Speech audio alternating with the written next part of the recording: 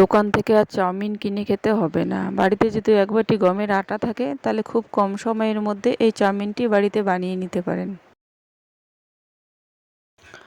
এক বাটি গমের আটা, স্বাদ মতো লবণ দিয়ে ভালো করে মিশিয়ে নিচ্ছি। অল্প অল্প জল দিয়ে ভালো করে মিশিয়ে নিতে হবে। ওই বাটিরে, যে বাটি দিয়ে আটা নিয়েছি ওই বাটিরে এক বাটি জল নিয়েছি।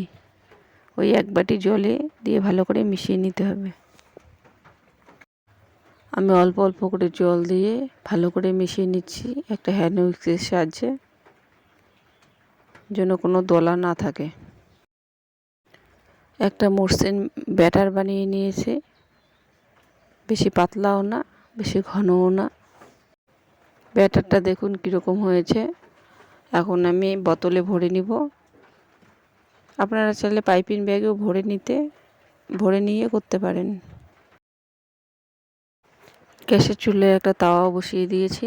তাওয়ায় 2-3 ফোঁটা তেল দিয়ে একটা টিস্যু বা যে কোনো সুতির ন্যাকড়ার সাহায্যে মুছে নিতে পারেন। দেখুন আমি এভাবে ঘুরিয়ে ঘুরিয়ে করে নিচ্ছি।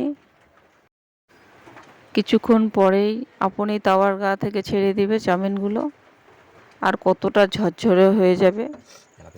দেখুন কতটা ঝরঝরে হয়ে গেছে।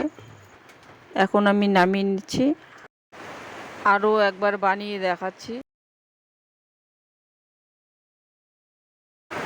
অবশ্যই আটা দিয়ে এই চাউমিনের রেসিপিটি ট্রাই করবেন।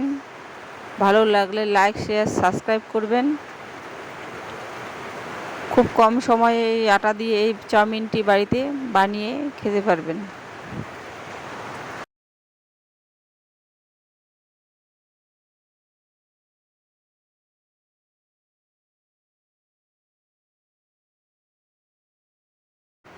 এক বাটি আটাতেই আমার এক থালি চাউমিন হয়ে গেছে। দেখুন কতটা ঝরঝরে হয়ে গেছে।